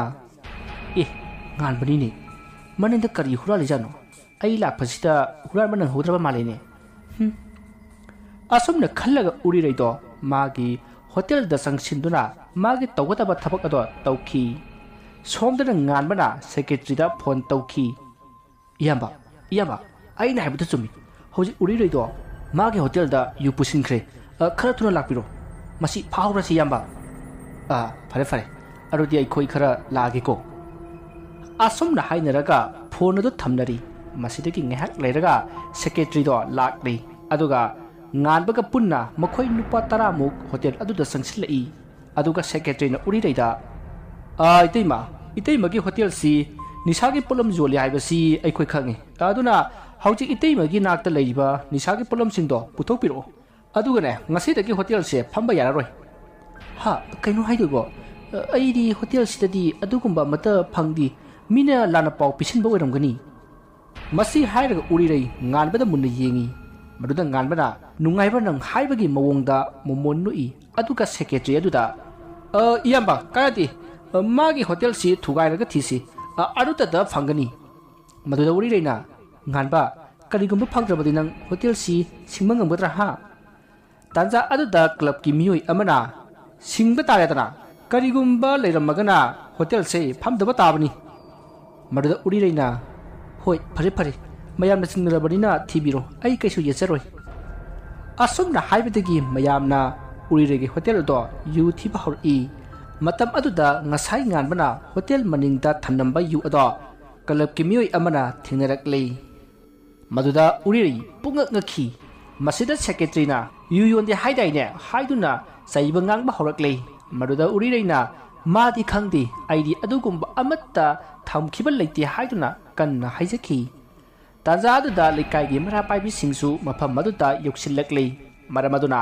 mafam ado lekai miyamna pik thankhri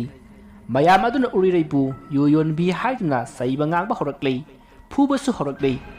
matam aduda urireina mayamda madi khangde haiduna yamna kanna haijaki adubu madu tabi bagi mahut mayamna magi hotel adubu thugaiba horoi manungda lariba potchai punamak langkhaiba thugaiba tawduna hotel ado phanayamna sidokli masigi matung amuk hanna hotel phamba yararoi haina sairamlaga mayam ado chatnakhri thodok asidagi urirei mahausaga manakhijai yum thadoklaga ka barada leiduna migi sekon amada sek subai yaukhi adubu mahakna kanagumba kharaga tattana paw adum phaunakhi maga phaunariba mising aduna mahak lekai aduda leitanaba hairakpadagi mahak ka barada leikhibani nongma ahing athengbada urirei kanagumba miyoi aniga phonda wari sanakhi ado thabokto kedongwedagi haudaino aidi thawaise sakpana yadre asukuina tha manga haujin khrabasi phawba mahakna hingduna leibase ai yamna sauni ai yamna saeba asomna urireina haibada asomdagi miyoi amana hayengse thangge numit asidagi thabakse hauragadabani nang waroragano ado nangna thawai loningbasi misingse kayano misingdo ta hairongni maduda urireina adubudi mi ohum khaktani maduda asomdagi amuk khumlai o karam banune maduda urireina amuk khumli ahanbada lekai mera paibi mayamdagi ama yauri mahakna aigi samfoiduna phukibani ngahan waida aigi lophamgi lowlingbagi thongdokta mana aigi kusamal paisinkraga paisende haiduna yamna kana khibalei madugi molomna aibu mana makhutpena phukibani aduga mathangdana clubki member lamikanta mahaksu aigi yenhuralaga sabadagi mayamda haidoklubadagi mayamna mabu thina saiki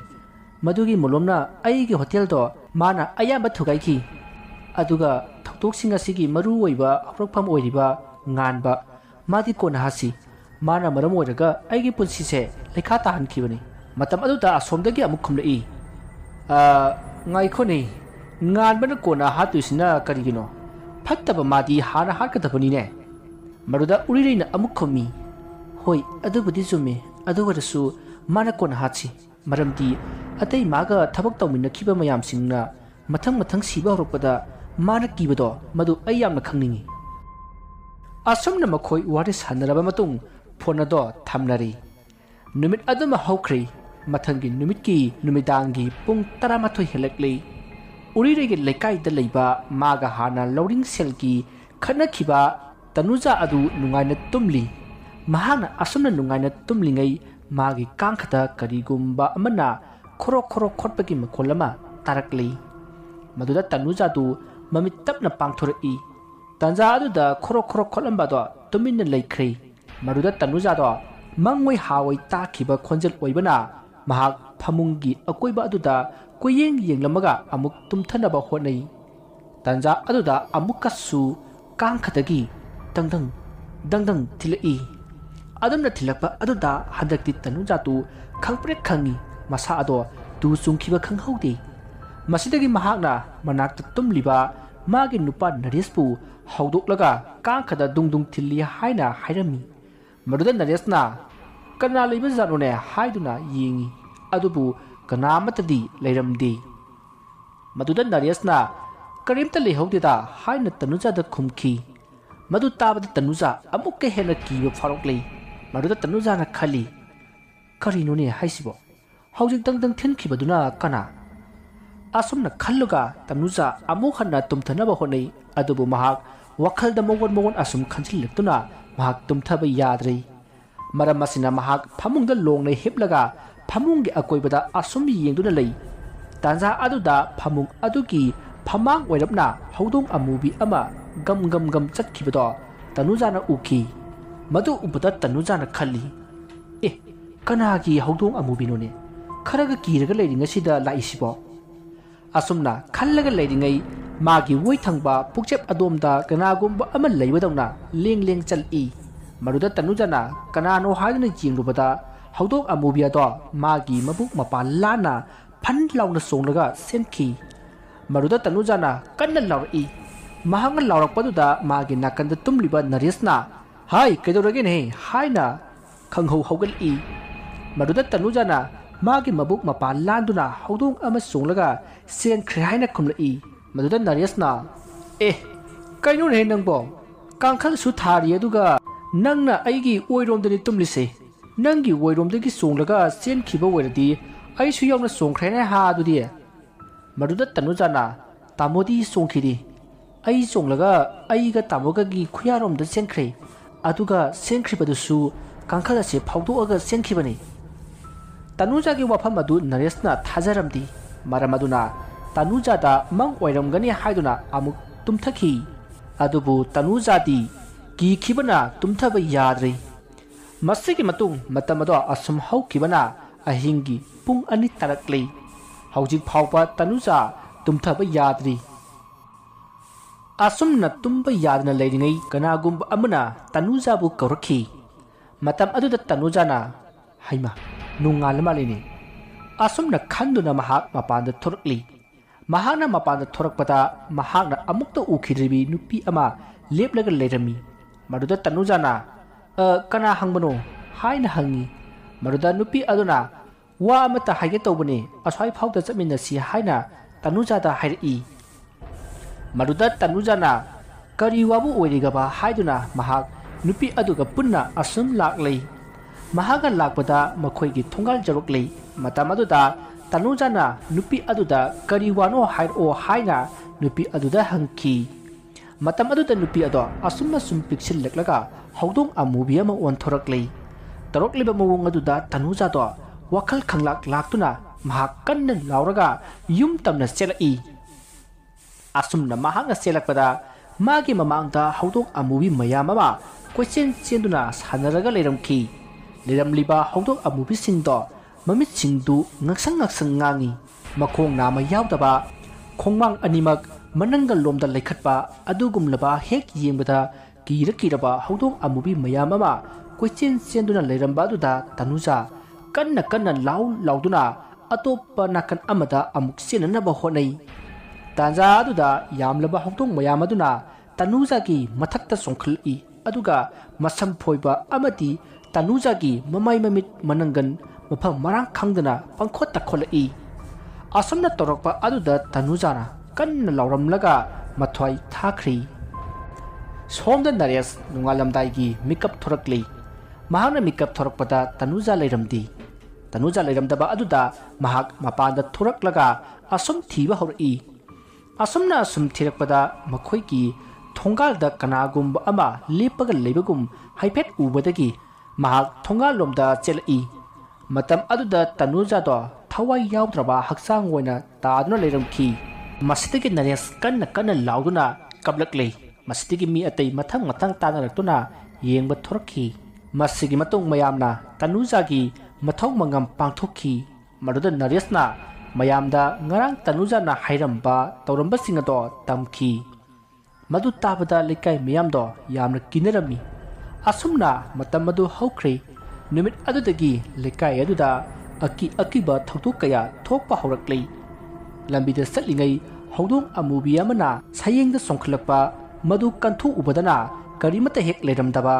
yumgi yena khalukada hodong mayamna khongduna satpaki khonjal taba asigumba akiba kaya torokhi maram asidagi lekai miyam mapan thokpa kinari maram aduna lekai adugi amaiba mohonda watanarami masidagi amaiba mohona lai kaya khairamki adubu ikan kanakhidi asomna numit marini haujin khraba matung urirei hoidagi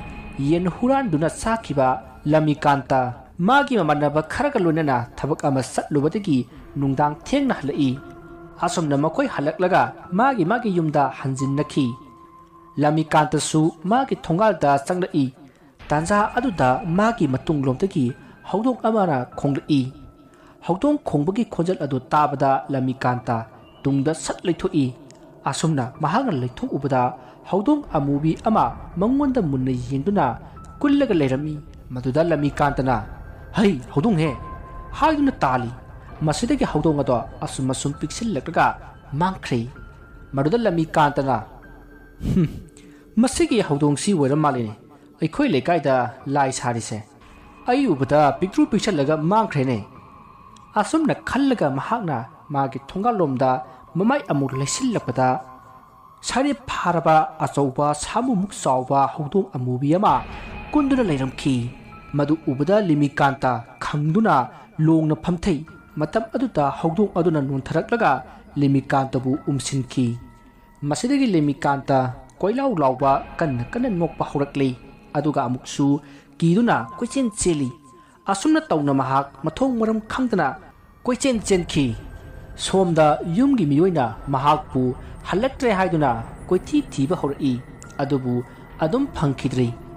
masagi matung mathangi nonganbada lekai aduda leiriba ahal laman mayamado chawbal khoigi sumangda pulap phamduna watanai lekai adugi member bijoina amaiba mohonda oza thugliba thodoksi oza na su leitai naba ngamdrabanina kari kamdau sige haibadu aikhoi hojik atopa ma khanabana chungani mani ibungo member handaki thuliba thoudogasi mamangda amukta aina thengadriba oibasida ai masigi maramda ai kaya khangdre aduna atopa akhang hai amukta tanasi tanza aduda lekai adugya hanamana adudi amaiba kanabu kausige oza maibana khangba leirabadi haibiu tada Bisempurda maiba amadile mahakse maitai maibadi natti Haryana pandit oina leirambani haujikna mahak Bisempurda leire o adu oza maiba adugi yumdubu oza khangbibro hoi ai khangjei aiga punna satsi asumna lekai meyam adu Bisempurda amaiba kauba satsi haradun leiringai nupa masa ani ahum parap chelai aduga mayamda lekai gi pukrida asiba ama tawkhat hore haina paw tamlaki pawgu tabada mayamna kainone harisibo ayuk sidasu mi loba horabrane tawrisibu karinone ꯅꯨꯡꯗꯥꯡꯗꯒꯤ ꯍꯦꯟꯗꯣꯛꯇꯅ ꯑꯌꯨꯛ ꯅꯨꯡꯊꯤꯟ ꯐꯥꯎꯕ ꯑꯁꯨꯝꯅ ꯇꯧꯔꯛꯂꯕꯗꯤ ꯂꯩꯀꯥꯏꯁꯤꯗ ꯂꯩꯕ ꯉꯝꯂꯣꯏꯗꯧꯔꯤ ꯍꯩ ꯑꯁꯨꯝꯅ ꯃꯌꯥꯝꯗꯨ ꯌꯥ ꯂꯥꯡꯗꯨꯅ ꯄꯨꯈ꯭ꯔꯤꯔꯣꯝꯗ ꯄ꯭ꯔꯞ ꯆꯦꯟꯅꯈꯤ ꯃꯇꯝ ꯑꯗꯨꯗ ꯂꯝꯃꯤꯀꯥꯟꯇꯗꯣ ꯄꯨꯈ꯭ꯔꯤꯗ ꯇꯥꯗꯨꯅ ꯁꯤꯔꯒ ꯂꯩꯔꯝꯈꯤ ꯑꯗꯨꯕꯨ ꯊꯧꯗꯣꯛ ꯑꯁꯤ ꯂꯩꯀꯥꯏ ꯑꯁꯤꯗ ꯇꯧꯔꯤꯕ ꯐꯠꯇ꯭ꯔꯕ ꯂꯥꯏ ꯑꯁꯤꯅ ꯇꯧꯍꯟꯕ ꯁꯣꯏꯗꯅ ꯑꯣꯏꯔꯝꯒꯅꯤ ꯍꯥꯏꯗꯨꯅ ꯃꯌꯥꯝꯅ ꯋꯥ ꯇꯥꯅꯈꯤ ꯑꯗꯨꯒ ꯑꯃꯔꯣꯝꯗ ꯃꯌꯥꯝꯅ ꯎꯔꯤꯔꯩꯅ ꯇꯧꯍꯜꯂꯛꯄ ꯑꯣꯏꯔꯝꯒꯗ꯭ꯔꯥ ꯍꯥꯏꯅꯁꯨ ꯆꯤꯡꯅꯈꯤ ꯅꯥꯀꯟ ꯑꯃꯗꯅ ꯎꯔꯤꯔꯩꯕꯨ ꯂꯩꯈꯥ ꯇꯥꯅꯕ ꯍꯣꯠꯅꯈꯤꯕ ꯉꯥꯟꯕ ꯂꯩꯕ ꯌꯥꯗ꯭ꯔꯤ ꯃꯍꯥꯛ ꯇꯁꯦꯡꯅ ꯁꯤꯔꯅꯤ ꯍꯥꯏꯗꯨꯅ ꯃꯁꯥ ꯑꯗꯣ ꯂꯩꯐꯝ ꯆꯥꯐꯝ ꯈꯪꯗ꯭ꯔꯤ ꯃꯁꯤꯒꯤ ꯃꯇꯨꯡ ꯂꯩꯀꯥꯏ ꯃꯤꯌꯥꯝꯗꯨ ꯕꯤꯁꯦꯝꯄꯨꯔꯒꯤ ꯃꯥꯏꯕ ꯑꯗꯨꯒꯤ ꯃꯅꯥꯛꯇ ꯂꯥꯛꯂꯤ ꯑꯗꯨꯒ ꯃꯥꯏꯕ ꯑꯗꯨꯗ ꯂꯩꯀꯥꯏ ꯑꯗꯨꯗ ꯊꯣꯛꯂꯤꯕ ꯊꯧꯗꯣꯛꯁꯤꯡ ꯑꯗꯣ ꯂꯣꯏꯅ ꯇꯝꯈꯤ ꯃꯁꯤꯗꯒꯤ ꯃꯥꯏꯕ ꯑꯗꯨꯅ ꯑꯩ ꯌꯦꯡꯈꯤꯒꯦ ꯍꯥꯏꯅ ꯃꯌꯥꯝꯗ ꯍꯥꯏꯔꯝꯂꯒ ꯃꯍꯥꯛꯅ ꯖꯩꯒ ꯑꯃ ꯇꯧꯗꯨꯅ ꯂꯥꯏꯒꯤ ꯑꯣꯏꯕ ꯊꯧꯔꯝ ꯑꯃ ꯄꯥꯡꯊꯣꯛꯂꯒ ꯂꯩꯀꯥꯏ ꯑꯗꯨꯗ ꯇꯧꯔꯤꯕꯗꯣ ꯌꯦꯡꯕ ꯍꯧꯔꯛꯏ ꯑꯁꯨꯝꯅ ꯌꯦꯡꯂꯛꯄꯗ ꯃꯥꯏꯕ ꯑꯗꯨꯅ ꯃꯌꯥꯝꯗ ꯍꯥꯏꯔꯛꯏ ꯃꯌꯥꯝ ꯃꯁꯤꯒꯤ ꯃꯇꯥꯡꯗ ꯑꯩ ꯀꯔꯤꯃꯠꯇ ꯌꯦꯡꯕ ꯉꯝꯂꯔꯣꯏ ꯅꯈꯣꯏꯅ ꯃꯔꯥꯟ ꯂꯩꯖꯗ꯭ꯔꯕ ꯀꯅꯥꯁꯨ ꯂꯩꯖꯗ꯭ꯔꯕꯤ ꯅꯨꯄꯤ ꯑꯃꯗ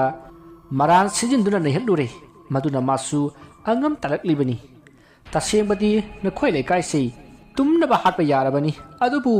ꯃꯥꯅ ꯃꯤꯑꯣꯏ 3 ꯈꯛꯇꯃꯛ ꯍꯥꯠꯂꯒ ꯃꯥꯒꯤ ꯊꯕꯛꯁꯦ ꯂꯣꯏꯁꯤꯟꯒꯗꯧꯔꯤ ꯅꯈꯣꯏ ꯂꯩꯀꯥꯏꯁꯤꯗꯤ ꯑꯆꯨꯝ ꯑꯔꯥꯟ ꯋꯥꯌꯦꯟꯗꯕ ꯑꯃꯅꯕꯨ ꯍꯥꯏꯔꯕꯗꯤ ꯍꯣꯏ ꯍꯥꯏꯗꯅ ꯍꯦꯛꯇ ꯃꯇꯨꯡ ꯏꯟꯕ ꯑꯄꯪꯕ ꯂꯩꯀꯥꯏꯅꯤꯗꯅ ꯍꯥ ꯃꯥꯏꯕ ꯑꯗꯨꯒꯤ ꯋꯥꯗꯨꯗ ꯃꯈꯣꯏ ꯋꯥꯈꯜ ꯈꯪꯂꯛꯂꯛꯏ ꯃꯈꯣꯏ ꯂꯩꯀꯥꯏ ꯃꯤꯌꯥꯝꯅ ꯎꯔꯤꯔꯩꯗ ꯑꯔꯥꯟꯕ ꯊꯕꯛ ꯑꯃ ꯇꯧꯈ꯭ꯔꯦ ꯍꯥꯏꯕ ꯑꯁꯦ ꯈꯪꯂꯛꯂꯤ ꯃꯁꯤꯗꯒꯤ ꯃꯈꯣꯏ ꯃꯌꯥꯝꯕꯨ ꯂꯨꯆꯤꯡꯗꯨꯅ ꯂꯥꯛꯂꯤꯕ ꯑꯃꯥꯏꯕ ꯃꯣꯍꯣꯟꯅ ꯑꯣꯖꯥ ꯁꯥꯎꯕꯤꯕ ꯌꯥꯗ꯭ꯔꯦ ꯃꯇꯨꯡꯗꯗꯤ ꯑꯩꯈꯣꯏ ꯋꯥꯈꯜ ꯈꯟꯖꯔꯒꯦ ꯍꯟꯗꯛꯀꯤ ꯃꯇꯥꯡꯁꯤꯃꯗꯤ ꯑꯣꯖꯥꯅ ꯑꯃꯨꯛꯇ ꯂꯩꯇꯥꯏꯅꯕꯤꯌꯨꯕ ꯑꯁꯨꯝꯅ ꯂꯥꯛꯂꯤꯕ ꯃꯌꯥꯝ ꯑꯗꯨꯅꯁꯨ ꯍꯥꯏꯖꯕꯗꯒꯤ ꯑꯃꯥꯏꯕ ꯑꯗꯨꯅ ꯍꯣꯏ ꯍꯥꯏꯗꯨꯅ ꯌꯥꯕꯤꯔꯤ ꯃꯁꯤꯗꯒꯤ ꯍꯣꯔꯦꯟ ꯑꯍꯤꯡ ꯂꯥꯏ ꯈꯣꯏꯔꯝꯁꯤ ꯍꯥꯏꯗꯨꯅ ꯑꯃꯥꯏꯕ ꯑꯗꯨꯒ ꯄꯨꯟꯅ ꯂꯩꯀꯥꯏ ꯑꯗꯨꯗ ꯂꯥꯛꯈꯤ ꯅꯨꯃꯤꯠ ꯑꯗꯨꯒꯤ ꯅꯨꯡꯊꯤꯟꯗ ꯉꯥꯟꯕꯗꯨ ꯃꯥꯒꯤ ꯀꯥꯗ ꯇꯨꯝꯂꯒ ꯂꯩꯔꯤ ꯃꯍꯥꯛ ꯍꯧꯖꯤꯛꯇꯤ ꯌꯨꯝꯗꯒꯤ ꯃꯄꯥꯟ ꯊꯣꯛꯇ꯭ꯔꯤ ꯃꯔꯝ ꯑꯁꯤꯅ ꯃꯍꯥꯛ ꯌꯨꯝꯗ ꯑꯗꯨꯝ ꯂꯩꯔꯤꯕꯅꯤ ꯃꯍꯥꯛꯅ ꯇꯨꯝꯗꯨꯅ ꯂꯩꯔꯤꯉꯩ ꯍꯧꯗꯣꯡꯅ ꯈꯣꯡꯕꯒꯤ ꯈꯣꯟꯖꯦꯜ ꯑꯃ ꯇꯥꯔꯛꯏ ꯈꯣꯟꯖꯦꯜ ꯑꯗꯨ ꯇꯥꯕꯗ ꯉꯥꯟꯕ ꯈꯪꯄ꯭ꯔꯦꯛ ꯈꯪꯗꯨꯅ ꯐꯃꯨꯡꯗꯒꯤ ꯐꯨꯛ ꯍꯧꯒꯠꯂꯤ ꯅꯨꯡꯊꯤꯜꯒꯤ ꯃꯇꯝ ꯑꯣꯏꯕꯅꯤꯅ ꯃꯍꯥꯛ ꯀꯌꯥ ꯊꯣꯏꯅꯗꯤ ꯀꯤꯗꯤ ꯃꯁꯤꯗꯒꯤ ꯉꯥꯟꯕꯅ ꯆꯩꯇꯨꯞ ꯑꯃ ꯄꯥꯏꯔꯒ ꯃꯥꯅ ꯇꯥꯔꯤꯕ ꯍꯧꯗꯣꯡꯒꯤ ꯃꯈꯣꯜ ꯑꯗꯣꯝꯗ ꯑꯁꯨꯝ ꯂꯥꯛꯏ ꯑꯁꯨꯝꯅ ꯃꯍꯥꯛꯅ ꯂꯥꯛꯄꯗ ꯃꯈꯣꯏ ꯌꯨꯝꯒꯤ ꯗꯣꯂꯥꯟ ꯃꯊꯛꯂꯣꯝꯗ ꯍꯧꯗꯣꯡ ꯑꯃꯨꯕꯤ ꯑꯃꯅ ꯀꯟꯅ ꯆꯦꯟꯈꯤꯕꯒꯤ ꯁꯛꯇꯝ ꯑꯃ ꯎꯔꯛꯏ ꯃꯗꯨ ꯎꯕꯗ ꯉꯥꯟꯕꯅ ꯍꯦꯔꯥ ꯑꯩ ꯎꯔꯒ ꯀꯔꯤꯒꯤ ꯀꯗꯥꯏꯗ ꯆꯦꯜꯂꯤꯕ ꯑꯁꯨꯝꯅ ꯈꯜꯂꯒ ꯃꯍꯥꯛꯁꯨ ꯃꯊꯛꯂꯣꯝꯗ ꯄꯔꯞ ꯀꯥꯈꯠꯂꯛꯏ ꯑꯁꯨꯝꯅ ꯃꯍꯥꯛꯅ ꯀꯥꯈꯠꯂꯛꯄꯗꯗꯤ ꯍꯧꯗꯣꯡ ꯈꯣꯡꯕꯒꯤ ꯃꯈꯣꯜ ꯑꯗꯣ ꯇꯥꯈꯤꯗ꯭ꯔꯦ ꯃꯗꯨꯗ ꯉꯥꯟꯕꯅ ꯑꯁꯨꯝ ꯊꯤꯔꯛꯄꯗ ꯍꯧꯗꯣꯡ ꯑꯗꯣ ꯗꯣꯂꯥꯟꯒꯤ ꯃꯇꯥꯏꯗ ꯂꯩꯔꯤꯕ ꯃꯤ ꯂꯩꯐꯝ ꯑꯗꯨꯗ ꯇꯥꯁꯤꯜꯂꯒ ꯂꯩꯔꯝꯈꯤ ꯃꯗꯨ ꯎꯕꯗ ꯉꯥꯟꯕꯅ ꯆꯩꯇꯨꯞ ꯑꯗꯨ ꯄꯥꯏꯗꯨꯅ ꯄꯔꯞ ꯆꯪꯁꯤꯟꯕꯗ ꯍꯧꯗꯣꯡ ꯑꯗꯣ ꯃꯐꯝ ꯈꯪꯗꯅ ꯃꯥꯡꯈ꯭ꯔꯦ ꯃꯗꯨ ꯎꯕꯗ ꯉꯥꯟꯕ ꯉꯛꯄꯒ ꯂꯣꯏꯅꯅ ꯀꯤꯕ ꯐꯥꯎꯔꯛꯂꯤ ꯑꯁꯨꯝꯅ ꯇꯧꯔꯤꯉꯩ ꯈꯪꯍꯧꯗꯅ ꯃꯥꯒꯤ ꯅꯥꯀꯟꯗꯒꯤ ꯑꯆꯧꯕ ꯍꯧꯗꯣꯡ ꯑꯃꯨꯕꯤ ꯑꯃꯅ ꯃꯉꯣꯟꯗ ꯀꯟꯅ ꯈꯣꯡꯂꯒ ꯆꯣꯡꯁꯤꯜꯂꯛꯏ ꯃꯗꯨꯗ ꯉꯥꯟꯕꯅ ꯍꯧꯗꯣꯡ ꯑꯗꯨꯗ ꯑꯣꯟꯁꯤꯜꯂꯒ ꯃꯈꯨꯠꯅ ꯐꯥꯅꯅꯕ ꯍꯣꯠꯅꯕꯗ ꯁꯣꯏꯕꯗꯒꯤ ꯗꯣꯂꯥꯟ ꯑꯗꯨꯒꯤ ꯃꯊꯛꯇꯒꯤ ꯇꯥꯔꯛꯈꯤ ꯃꯔꯝ ꯑꯁꯤꯅ ꯃꯍꯥꯛ ꯃꯈꯥꯗ ꯁꯔꯨ ꯁꯌꯥꯡ ꯄꯨꯡꯇꯦꯛ ꯇꯦꯛꯂꯒ ꯁꯤꯈꯤ ꯃꯁꯤꯒꯤ ꯃꯇꯨꯡ ꯃꯥꯒꯤ ꯏꯃꯨꯡ ꯃꯅꯨꯡꯗꯨ ꯕꯤꯁꯦꯝꯄꯨꯔꯗꯒꯤ ꯂꯥꯛꯂꯤꯕ ꯑꯃꯥꯏꯕ ꯑꯗꯨꯒꯤ ꯃꯅꯥꯛꯇ ꯆꯠꯅꯔꯨꯔꯒ ꯍꯜꯂꯛꯄꯗ ꯑꯣꯏꯔꯝꯂꯤꯕ ꯐꯤꯕꯝ ꯑꯗꯣ ꯊꯦꯡꯅꯈꯤ ꯃꯗꯨ ꯎꯕꯗ ꯀꯤꯕꯁꯨ ꯐꯥꯎꯈꯤ ꯑꯗꯨꯒ ꯌꯥꯝꯅꯁꯨ ꯀꯞꯅꯈꯤ ꯃꯥꯒꯤ ꯃꯤꯁꯤ ꯑꯁꯤꯗꯤ ꯂꯥꯏꯅ ꯍꯥꯠꯄꯅꯤ ꯍꯥꯏꯅ ꯈꯟꯅꯈꯤꯗꯤ ꯃꯍꯥꯛꯅ ꯎꯔꯤꯔꯩꯗ ꯂꯥꯟꯈꯤꯕ ꯃꯌꯥꯝ ꯑꯗꯨꯅ ꯃꯍꯥꯛꯁꯨ ꯀꯤꯔꯛꯇꯨꯅ ꯃꯍꯥꯛ ꯃꯁꯥ ꯃꯇꯣꯝꯇ ꯁꯤꯖꯕꯅꯤ ꯍꯥꯏꯅ ꯂꯥꯟꯅ ꯎꯈꯤ ꯃꯁꯤꯒꯤ ꯃꯇꯨꯡ ꯅꯨꯃꯤꯠ ꯑꯗꯨꯒꯤ ꯅꯨꯃꯤꯗꯥꯡꯗ ꯃꯥꯏꯕ ꯑꯗꯨꯅ ꯂꯥꯏꯒꯤ ꯑꯣꯏꯕ ꯖꯩꯒ ꯑꯃ ꯄꯥꯡꯊꯣꯛꯇꯨꯅ ꯂꯥꯏ ꯀꯌꯥ ꯑꯃ ꯈꯣꯏꯔꯝꯈꯤ ꯑꯃꯗꯤ ꯃꯥꯏꯕ ꯑꯗꯨꯅ ꯂꯩꯀꯥꯏ ꯑꯗꯨꯗ ꯍꯥꯏꯔꯛꯏ ꯍꯧꯖꯤꯛꯇꯤ ꯃꯈꯥ ꯇꯥꯅ ꯀꯔꯤꯃꯠꯇ ꯇꯧꯔꯛꯂꯔꯣꯏ ꯑꯗꯨꯒ ꯅꯈꯣꯏꯅ ꯑꯋꯥꯕ ꯄꯤꯈꯤꯕ ꯅꯨꯄꯤ ꯃꯆꯥ ꯑꯗꯨ ꯀꯧꯁꯤꯟꯗꯨꯅ ꯃꯥꯒꯤ ꯃꯍꯧꯁꯥꯒꯤ ꯄꯨꯟꯁꯤꯗ ꯍꯟꯖꯤꯜꯍꯟꯕꯤꯌꯨ ꯑꯁꯨꯝꯅ ꯍꯥꯏꯔꯒ ꯅꯨꯃꯤꯠꯇꯨꯒꯤ ꯂꯥꯏ ꯈꯣꯏꯔꯝꯕꯒꯤ ꯊꯧꯔꯝ ꯑꯗꯣ ꯂꯣꯏꯁꯤꯟꯈꯤ ꯅꯨꯃꯤꯠ ꯑꯗꯨꯗ ꯃꯌꯥꯝꯅ ꯎꯔꯤꯔꯩꯕꯨ ꯀꯧꯁꯤꯟꯗꯨꯅ ꯃꯥꯒꯤ ꯍꯣꯇꯦꯜ ꯑꯗꯨꯁꯨ ꯃꯌꯥꯝꯅ ꯁꯥꯕꯤꯔꯒ ꯃꯥꯒꯤ ꯃꯍꯧꯁꯥꯒꯤ ꯄꯨꯟꯁꯤꯗ ꯍꯟꯖꯤꯜꯍꯟꯁꯤ ꯍꯥꯏꯅ ꯋꯥꯔꯦꯞ ꯇꯥꯅꯈꯤ ꯃꯁꯤꯒꯤ ꯃꯇꯨꯡ ꯃꯌꯥꯝꯗꯨ ꯃꯥꯒꯤ ꯌꯨꯝꯗ ꯇꯨꯝꯅꯔꯤ ꯃꯇꯝ ꯑꯗꯨꯗ ꯀ꯭ꯂꯕꯀꯤ ꯁꯦꯀ꯭ꯔꯦꯇꯔꯤꯅ ꯈꯜꯂꯤ ꯆꯨꯝꯃꯤ ꯑꯩꯈꯣꯏꯅ ꯎꯔꯤꯔꯩꯗ ꯇꯧꯈꯤꯕꯗꯣ ꯌꯥꯝꯅ ꯂꯥꯜꯂꯤ ꯑꯩꯈꯣꯏꯅ ꯐꯥꯈꯤꯕ ꯌꯨ ꯑꯗꯨ ꯉꯥꯟꯕꯅ ꯊꯝꯖꯤꯟꯕ ꯁꯣꯏꯗꯅ ꯑꯣꯏꯔꯝꯒꯅꯤ ꯑꯩꯈꯣꯏꯅ ꯃꯥꯒꯤ ꯍꯣꯇꯦꯜꯗ ꯀꯅꯥ ꯌꯨ ꯊꯛꯈ꯭ꯔꯦ ꯃꯥꯅ ꯂꯧꯔꯤꯕ ꯌꯨꯗꯨ ꯀꯗꯥꯏꯗꯒꯤꯅꯣ ꯍꯥꯏꯕ ꯑꯃꯠꯇ ꯊꯤꯖꯤꯟꯗꯅ ꯃꯥꯕꯨ ꯍꯦꯛꯇ ꯈꯣꯡꯒꯣꯏꯅꯈ꯭ꯔꯦꯅꯦ ꯃꯔꯝ ꯑꯗꯨꯅꯅꯤ ꯃꯥꯅ ꯊꯕꯛ ꯑꯁꯦ ꯇꯧꯔꯛꯂꯤꯕꯁꯦ ꯐꯔꯦ ꯊꯧꯗꯣꯛ ꯑꯁꯤꯅ ꯑꯩ ꯑꯃꯗꯤ ꯂꯩꯀꯥꯏꯒꯤ ꯃꯤꯌꯥꯝꯁꯤꯕꯨ ꯄꯔꯥ ꯑꯃꯗꯤ ꯇꯝꯖꯔꯦꯗꯅ ꯑꯁꯨꯝꯅ ꯈꯜꯂꯒ ꯀ꯭ꯂꯕꯀꯤ ꯁꯦꯀ꯭ꯔꯦꯇꯔꯤꯗꯣ ꯇꯨꯝꯊꯈꯤ ꯁꯣꯝꯗꯅ ꯕꯤꯁꯦꯝꯄꯨꯔꯗꯒꯤ ꯂꯥꯛꯄ ꯃꯥꯏꯕ ꯑꯗꯨꯅ ꯃꯥꯅ ꯂꯩꯔꯤꯕ ꯃꯥꯏꯕ ꯃꯣꯍꯣꯟ ꯍꯣꯏꯒꯤ ꯁꯨꯃꯥꯡꯗ ꯂꯦꯞꯂꯒ ꯀꯅꯥꯒꯨꯝꯕ ꯑꯃꯒ ꯋꯥꯔꯤ ꯁꯥꯅꯔꯤ ꯃꯍꯥꯛꯅ ꯋꯥꯔꯤ ꯁꯥꯅꯔꯤꯕꯗꯨ ꯑꯃꯥꯏꯕꯤ ꯑꯃꯨꯔꯩꯒꯅꯤ माइबा अदुना हाइरी हौजिक्ति नंगी थबक लोरबनिना नंगसु हल्लो अइसु युमदा हल्लगे मखा ताना सुगुंबसे तौरनु मसी यामना फत्तबा थबकनिको माइबी आसी हाइदुना माइबी अमुरैबु मयुमदा हलनकी थौदोक असेकी मतुंग था अमा हौजिनख्रै हौजिक्ति उरिरै महौसागुम होटेल फमलै नोंग उरिरैना अमाइबी अमुरै अमदी मागी होटेल दा सा थकपा हेक लाकपा मागी मामा अदुबु साक कौखी मसीगी मरमदी महाकना का बरादा लेरिङैदा फोन वारी साखिबदु अमुरै अमदी मागी मामा असिनी मखोइना सिन्दुना थबक असे पांगथोखिबनी अदुबु हौजिक्ति मखोइना माइ पाकले मरा लैबसिंदु चैराक पीख्रे हाइदुना मखोइ नुंगाइना साक सामिन्नखी वारी असी मतांग असिदा लोइजरी वारी असिदा सोइखिबा लानखिबा वाहै वता खिबि ताबिरिबसिंगना पुक्चेल Chowna ngakpigani mayam baroibada amukka hanna khoirumjari।